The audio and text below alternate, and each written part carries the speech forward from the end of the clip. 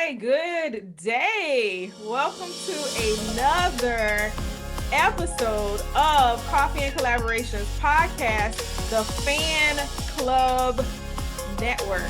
So my name is Kimberly Winborn. I am your host. I'm excited to be with you for another show. We have just relaunched back in March. Now we're here moving forward with more guests, more geniuses, I like to call them, my friends. And so if you haven't joined us before, let me let you know, F.A.N Club. F.A.N is actually an acronym for Friends Accountability Network. So Coffee and Collaborations podcast has relaunched as the F.A.N Club podcast.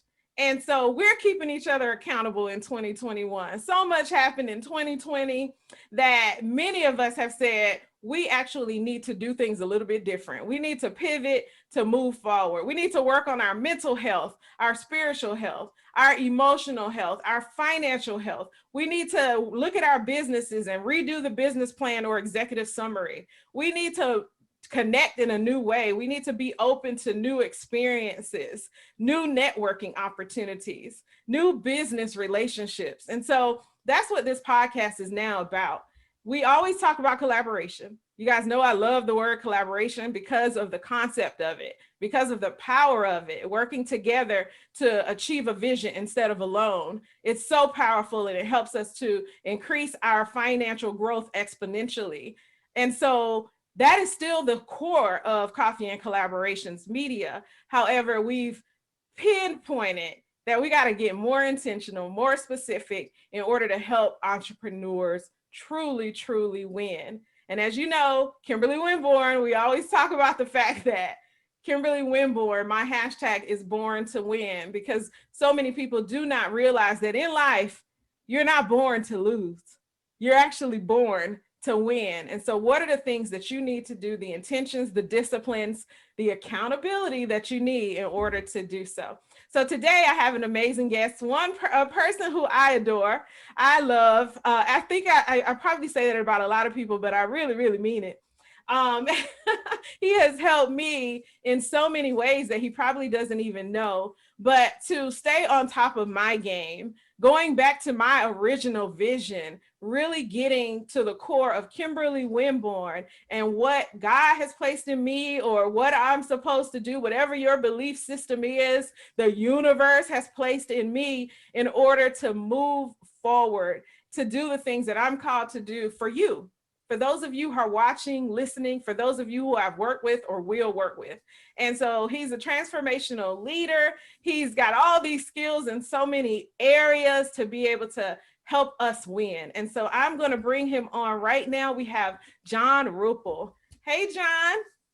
Hey, Kimberly. Welcome to the F.A.N Club. Yeah, no, thanks. I'm glad to be here. This is fun. You're welcome. John and I have been talking about him being on the show for quite some time. I took a bit of a hiatus during that period. I think many of us had to reposition ourselves in 2020. Yep. Yes. And so, but in that time, we were able to work together on something that he's going to be sharing with us a little bit later. And we were able to, each of us, pivot in our own way. And so, John, I want you to share, when people hear the term transformational leadership, right? Because leadership is so broad, can you share with us what transformational leadership is and what it is exactly that you do to help entrepreneurs? Got it. Yeah, that's a good question. So leadership is different. So what separates transformational leadership about compared to other styles is that it's about transforming the vision or idea. And it's all about using vision as your main communication collaboration point. And then you're leading from that vision. The other thing about transformational leaders is that they empower people, they support people. And this is so important because in today's world, the largest demographic of our workforce, the millennials and the younger generations, are all transformational based. Yeah. Now, the older generations that are still in power are transaction based. And transaction and transformational are oil and water, they don't mix. That's true. And so if you have the largest demographic of the workforce being transformational, you definitely want to be that transformational leader. Yeah. And, the key part here about transformational leadership that a lot of people don't know is there's 4 key elements. And this is what I basically help, train people, teach people, certify people on how to do all this stuff, right? And so the key thing that separates and why transformational leaders are so much far more successful than transaction-based leaders or charismatic leaders or visionary, well, visionary sort of falls in there, but even servant leaders. Servant leaders get a lot of because it's from the heart, which is very strong. Yeah. But what really separates transformation leaders is there is no other leadership style that has a built-in proven process that mitigates 90% of the risks of why projects, programs, digital transformations, and new product launches fail, which is all about lack of leadership, lack of communication. That's the core. And by using the 4 core elements of transformational leadership, it provides a proven process that if you just operate by those 4 principles alone, and that you follow that process, you're going to beat your competition, or you're going to do better than the person next to you who's not. Yeah. It's that simple, but it's that hard. Yeah. It's interesting. You mentioned the millennials, and that is a word, transformation, or actually you hear them say a lot, I don't want to be transactional, or stop being transactional, or let's not operate in being transactional. It's like being transactional is a curse word or something like. Well, it's just being traditional, right? There's nothing wrong. I mean, there are places, times, and situations where transaction, it holds its own. Yeah. But just in today's world, with the dynamicness going on, I mean, the world's evolving, right? We're going from static to dynamic. Yeah. I believe it. I love the transformational leadership. I love it. Well, you know me. I do lead with that servant's heart, that, servant leadership. That's how I lead. I was on a virtual networking event, and that is how I introduce myself. I would love working with people that lead with love. Now, that doesn't mean that we don't operate in strategy. We don't operate in core foundations and all of that. But it is something that is more important sometimes than the dollar. Yeah. And so that was something that really stood out to a couple of people in that group when I said that. And so we've made great instant connections as a result of that. So tell us a little bit more about mindset and, all of the structure of those 4 principles and everything when it comes to what you do. Yeah, no problem. So let me touch on something that's really important here about the whole love part, right? Yeah. And that a lot of people, I don't know who was involved or who went to the North Carolina CEO conference back in 2019, but John Chambers was the keynote speaker. For those that don't know John Chambers, he was the CEO of Cisco at the time and brought it to be the most profitable, largest company in the history of the world. And so the way he did that is he told his people he loved them. And that's what part of his keynote speech was, is he went on stage and said, I tell my folks that I love them. And then it was really interesting is throughout the rest of the conference, over 50% of the CEOs said, well, since it's out there and John put it out there, I will let you, I will also let you know that I love my people. I tell my people I love my people too. And I genuinely mean it. Right. Yeah. So that's critical. I just wanted to point that out there, that you're not, you're in great company with powerful. Mr. Chambers. Yeah. So from a mindset perspective, the key thing is there's so much going on. It's so chaotic, disruptive, and dysfunctional around us. You really have to have a solid mindset. Because it's all about going within. Now, today it's all about focus. And I know we've talked about focus. Yes. So it's really, how do you get that focus in there? And how do you really do what's best for you and yours? And what's really surprising about this journey that I've been on, especially in the last year since pivoting myself with the mindset, is it's become really personalized, which I didn't expect. Yeah. And you mentioned spiritual at the top of it, is that this is a spiritual, personal journey that you're tapping into your heart and basically your soul in some ways, and taking an honest look in that mirror. And so that to me is the biggest surprise to myself through all this. And so this is where the TYIIR system that I developed. And as we're using it now, as businesses are taking it on, as individuals are taking it on, and we're starting to roll it out, that's the biggest feedback coming back, is that it's an intuitive based system that actually aligns to the spiritual side of you. Mm-hmm. And that explains why it's been so successful over the past couple of decades. You know, we talk about what I've done, and, you know, those places, some of the craziness I've been into with just, you know, weird things happening in business. But how do we come through with the team and myself on the other end, having some fun? Yes, it's hard work, you know, but we're having fun, but we get results. And to me, that's, you know, the way I'm measuring success moving forward is going to be not if I'm successful, but if you know, and yours are getting results, then I'll say, okay, fine, I did good on that one. Yeah. And so that's really the mindset going into it, is how do you take the world around you, work with those that are with you on the journey with you, and then how do you line it up so you guys can accomplish the physical or the business stuff, what needs to get done, making money, getting your products out there, getting your services out there, and doing that. Where in parallel, your mindset is, I got to grow me. I got to focus on me. And I got to make sure my friends and I, that we focus together on ourselves internally. So you have that parallel personal growth going on with the business growth. And the companies or organizations and leaders, the transformational leaders that can make those two sides, grow those teams in parallel, that's who you see. Those become the market leaders. Those become the people that are successful. And it could be a single entrepreneur, you know, with a team of people, or it could be, I'm working with some Fortune 5 executives in their, you know, their transformations. And it doesn't matter where you're at in the food chain in those organizations or which size of market you're in. Yeah. What's really been surprising again is just how inward facing this has become. Yeah, I've seen that too. And so I know that I'm onto something. Okay, right. So this You definitely are. Yeah. That came to me, like I literally have been poring over how to take Coffee and Collaborations back to the original vision, right? And expand that, because, you know, we can get off track. We can absolutely get off track. And so this whole accountability thing has been big for me in my business. That's one of the things that I'm proud of, to say, like, I'm an accountability sort of coach or whatever. Right.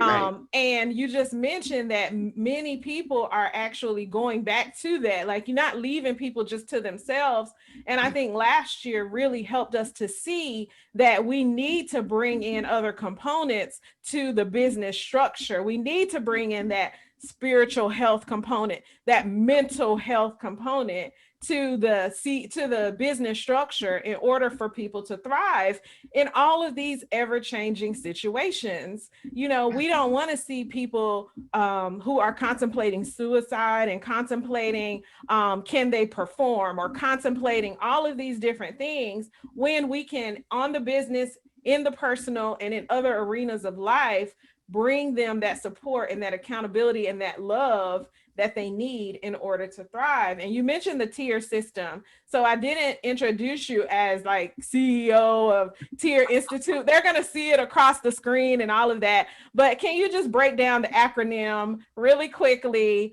You've told us what it's about. And then the evolution of TYIIR, you know, with the product I want to share that we worked on together. Yeah, no problem. We can do that.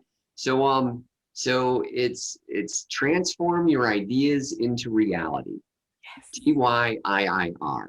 And so what we worked on together, the evolution was, I've been doing stuff that people said can't get done.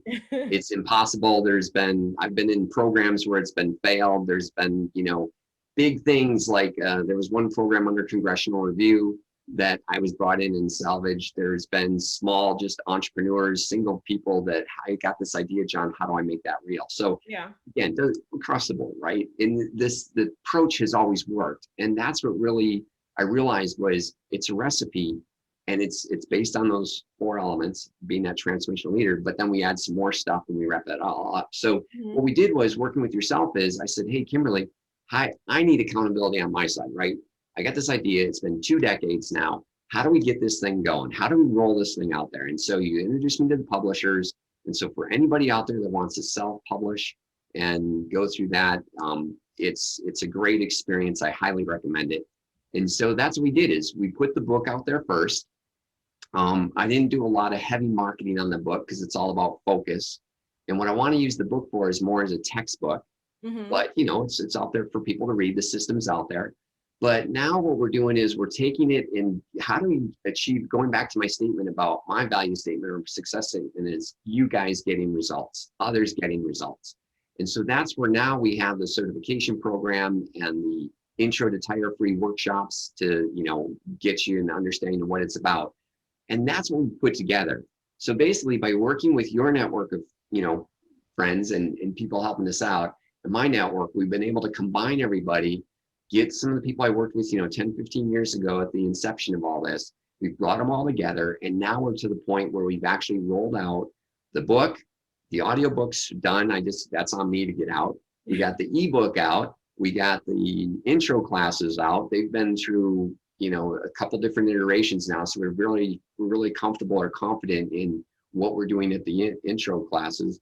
And now the certification program's up, and I actually have a business that is taking it on and saying, we're going to grow. It's a millennial-based business, and they're going to basically, they're going to run operating on transform your ideas into reality principles, Awesome. culture, mindset, people, process, tools. So we're rocking and rolling on that one. So I'm very excited about that to get them up and going. Yeah, that is so awesome. I'm excited for you. And you've just consistently adjusted as you've needed. As long as I've known you, that is one of the things that I've seen you do and do openly, because so many times people are afraid to share that, some vulnerable space sometimes that you've done something, it didn't work, and now you have to shift, which transforming your ideas into reality, that's a humongous part of it that we all have to realize. And so, especially with the changes that have happened, we could talk about 2020, but just before 2020 in life itself, we have to sometimes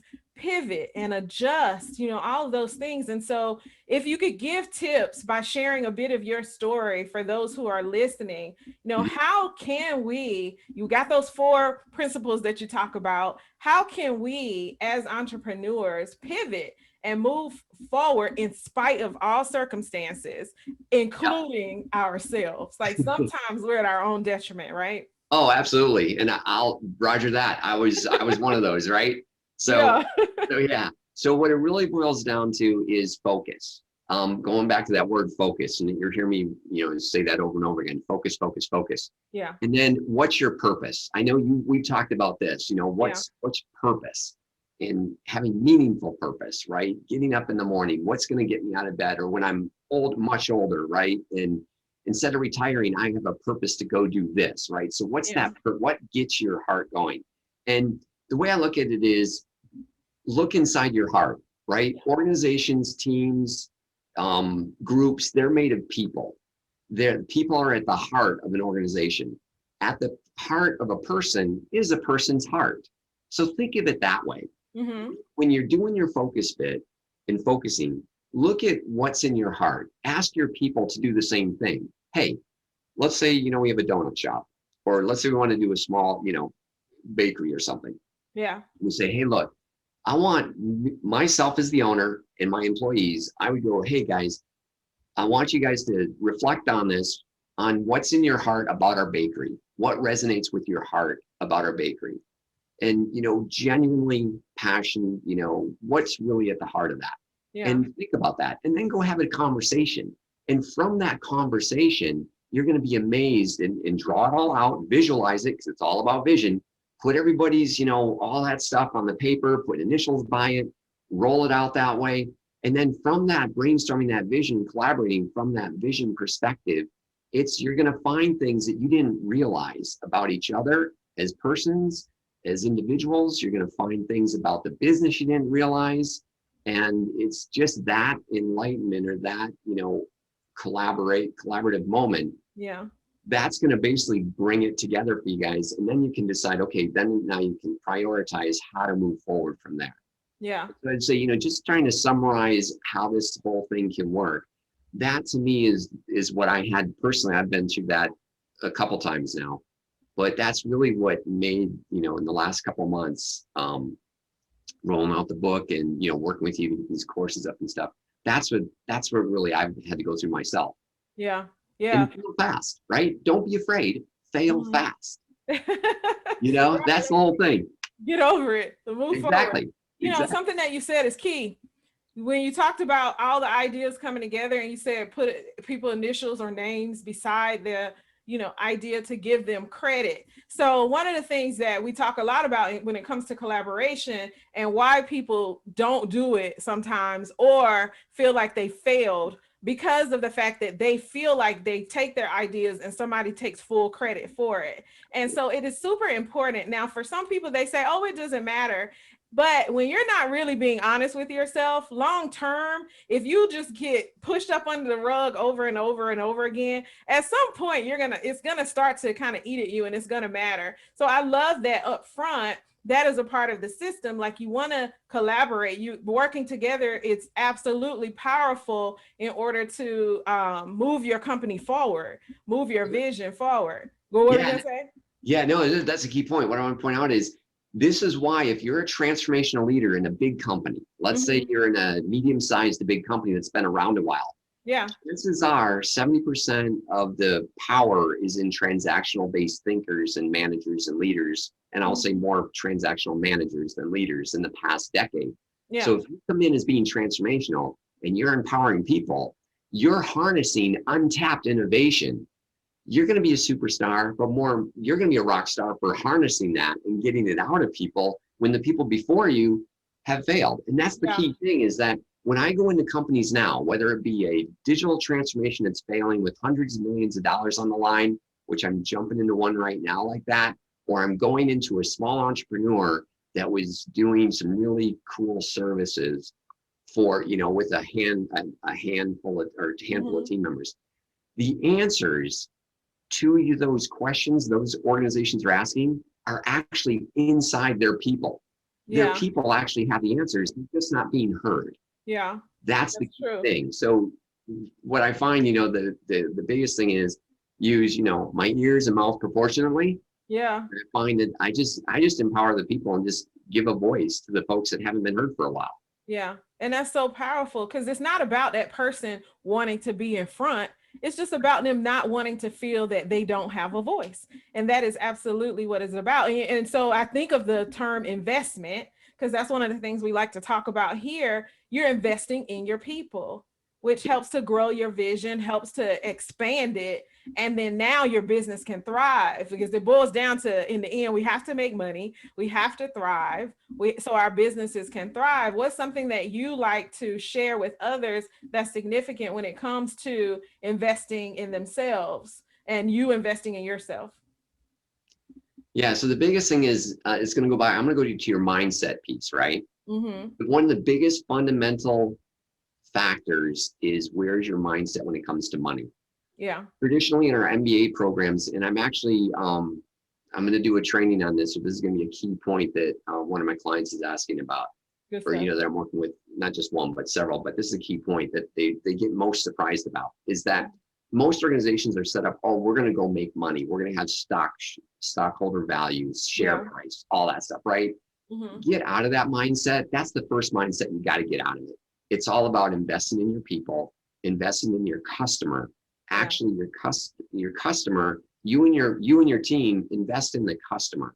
If you invest in your customer and really do what's really best for the customer, not only are you going to get $1 sign, you're going to get multiple dollar signs. Yes. And that's the whole thing is we're focused on this $1 or $2 signs, when if we were to focus on the customer as a byproduct, if we're doing a good job and honest to ourselves and honest to our customer, we're going to get many more dollar signs. Yeah. So that's really the biggest flip, I would say. And then the other piece of that is going to be guiding principles. Is that's what one of the groups I'm working with DASA, DevOps Skills Association, I'm helping write global standards that are being published about guiding principles and how to apply them into the workplace. And this again is big companies, small companies. It's all about the technology taking over stuff. But the key thing there is it's about if you can come up with a core set of principles and then use those as guardrails and sort of the guides for your organization, how you think, behave, your value belief sets, and how you operate. That's the key right there. And that's what so many of us has gotten away from. And that's why you have to go back to that focus piece. But Yeah. that's really the hidden Yeah. secret or trick to it, that it's been around. It shows so simple, but it's so hard to do. It's You know, hard. it's interesting though, because when we get our businesses and we sit with a lawyer or CPA or whoever to come up with our structure, right? The lawyer is going to tell you you need to have operating or operating guidelines. You need to have an organizational structure so that anybody that comes into your business, you have all of these things outlined. Especially it's important in partnerships. You want to have that. And a lot of times when you're trying to get grant money or anything like that, they want to see that. They want to see how you're operating. So not only is it a great tool for transformation and growth, it's actually something that we need to do in You need to order. do it right. Now, Yeah, the thing is you're going to reduce some layers. yeah, So as a transformational leader coming in, you're going to have a lot flatter organization. And some of the traditional transactional based folks are going to be, no, no, we need more hierarchy. We need more controls. We need more governance. No, you don't. That's the whole thing, is that's the piece that to really be successful, the decision making has to be at the tip of the spear, yeah, not in the hierarchy. yeah. So that's the key piece, is get your organizations lean and mean as Mm-hmm. far as layers go, and Yeah, empower the people at the tip of the spear, I like to call it. Who's touching your customer? The hearts of your customer is being touched by your people's hearts. And that's where your organization should be focused and built upon, is how are we going to support the people at the tip of the spear with yeah. our customer? That's where we're going to drive revenue. And that's how we're going to really make an awesome company. Yeah, I love that. We see people, companies like Google and so forth and so on, that built a community, almost like a family within their businesses. And so they're thriving, and people kind of don't even want to leave in certain situations Right. that they really need to, just because of that foundation of love based on community. And I know a lot of these CEOs these days are beginning, to your point earlier, beginning to open up and say, I do lead with love. This is important for me to have a relationship with you as my employee, not just, you're on some sort of line working, but you actually know that I care. And so I am excited for all of the things that you have in place, the workshops you have coming up. I'm even more excited because I know we're going to do a workshop and Yep. training. Yep. So yeah, so you guys have to stay plugged in to Kimberly Winborn LLC, because John is somebody who I really feel like has a plethora of knowledge. I've brought so many people on to the show who do, and we're doing trainings and workshops together. We're going to continue to keep each other accountable, and it's just going to be a cyclical relationship. And so I believe in that. Last but not least, speaking of accountability, you mentioned some things coming up. What is there? Is there anything that we as a community here can keep you accountable to? Because the audience will come back Oh, and say, so what it's happened with John on that next project he was talking about? I already said it. People have been after me for an audiobook. So a very good friend of mine has recorded the audiobook a month ago. It's been sitting here, actually, I think since December. He's got it. Actually, it could have been December. The Wow. audiobook's done. I have it. And I actually really love what Joe did with the book. Yeah. Gave him carte blanche to, put in his own perspective. And Joe was somebody that, helped Yeah. me create the system, a decade ago or so. He was there at the beginning when we put all this stuff together. So he knows, so he was able to put that into the audiobook. And so yeah, so is it out there yet? No. So I gotta carve out time and just do it. And that's my biggest thorn in my side now, is not, getting that done. So Yeah. please help hold me accountable, and I need to get that done. So guys, we're keeping him accountable to that audiobook. We're going to be looking for it. We're going to be stalking him about it, but in a good way. Like, it's all Yeah. about supporting and helping each other to win and thrive. And so I said before, and I've been saying, I have a whole course, not just one course. I have several courses, but my focus is the debt detox course. So this year we're doing the ebooks, we're doing the course online, and we also have a product that we've launched this month, April, because it's financial literacy month. We've been doing a few cohorts this year. We went into an organization and taught the course for a nonprofit organization for women who are surviving domestic violence. So I'm excited about that. So I would like for you, John, to continue to keep me accountable to that online course and those ebooks that will come from the debt detox. So this year is the focus. I'm going to keep saying that word because he's talked to me about focus for like 3 years, 2-3 years now. But the focus is the debt detox and, really helping people to thrive. So thank you for keeping me accountable, as I know you will. And thank you all who will keep us both accountable to our wins, because our wins are yours. Our wins are your wins if you engage us. So any last thoughts or anything before we close out? We're going to share your information. You should see it rolling across the screen now. We're going to share John's information. Please record that if you like to get in touch with him. Make sure to follow us on Coffee and Collaborations on all platforms so that you can also, if you miss it across the bottom, you can just click the link and get in touch with him. But anything you want to say to wrap up, John? Just believe in yourself, trust in yourself.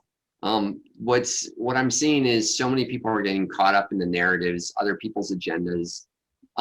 Go inside, go into inner you, trust your intuition, trust what listen to your intuition, trust what your gut is telling you, not your emotions, but your gut feelings. What is that really about? And understand how to use that, right? And then trust and believe in yourself. Don't rely on others. Focus on you and what's best for you and yours. Wow.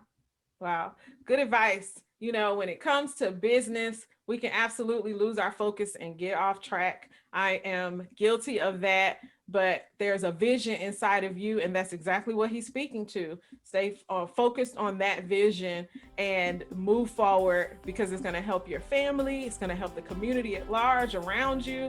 And so I don't have to say anything more. We can close out. You guys have a great rest of your Monday. We will see you back here next week with an exciting new entrepreneur that is going to share with us some business tips, some wisdom and information as we continue to celebrate Financial Literacy Month.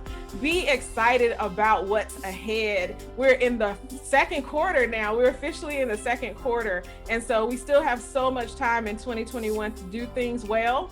So let's do it. Today is the first day for you to start, to make a choice to do things better so that you can win and your life can be transformed.